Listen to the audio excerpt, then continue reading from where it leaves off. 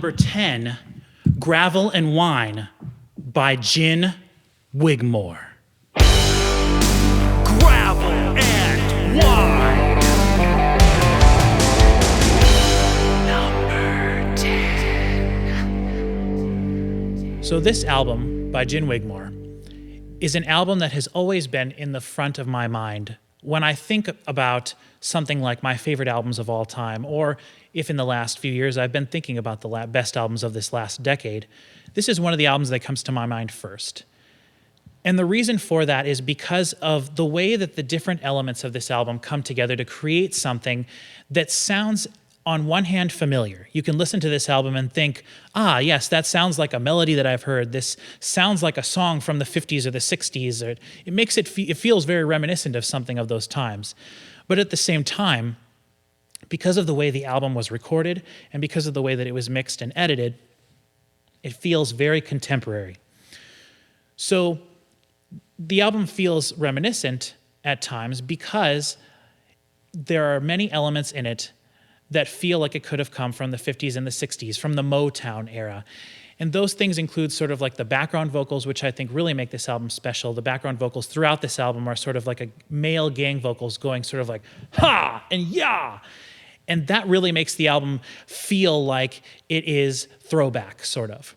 But at the same time, the kick and the snare and Gin Wigmore's vocals are mixed the same level as the music, which is a much more contemporary way to mix music. I think the guitar playing on this album is incredible. Yes, it is a pop album with guitar playing, including some guitar solos and also some sort of like lead guitar sprinkled in between the verses and the choruses as sort of like a transition. I love the way the guitar sounds. It's very twangy, very reminiscent of something like Duane Eddy or something like that. I also think that Gin's vocals are special on this album. In this decade, Gin Wigmore released 3 total albums, and I think that this album stands up head and shoulders above those other 2, even though I enjoy those albums as well, but mainly because of Gin Wigmore's vocals. I think that her melodies were incredible and infectious on this album, very well written, and I know she co-writes all of her songs with some different people.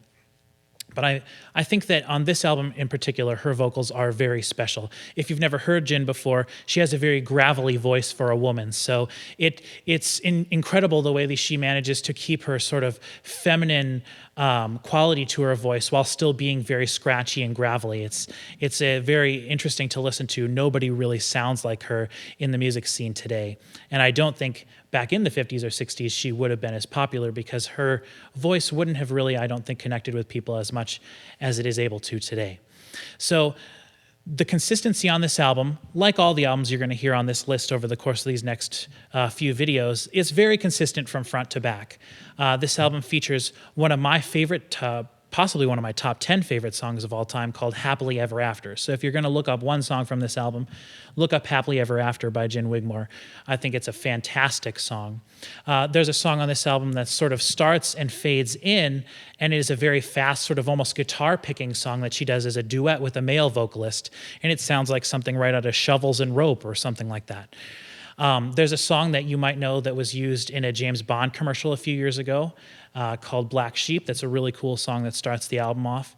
And so just in general, this album has a really cool feel because on one hand, like I said, it sounds familiar, but at the same time, it sounds like a modern pop song. So look up Gin Wigmore, and I guarantee you'll like anything from any of her albums, but specifically from Gravel and Wine. Thank you very much for watching. Tomorrow you can look forward to number 9.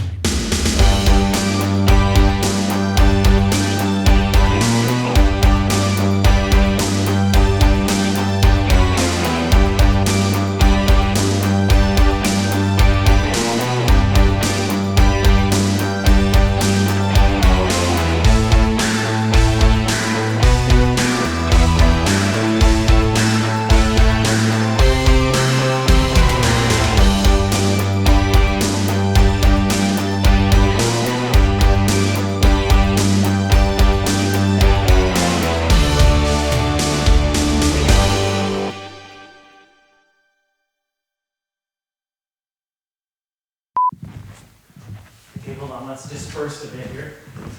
Should I stop or no? Nope, keep it going. I let Huntress roll the whole time. 10 is gravel and wine. Am I looking good? Still? You are looking dapper.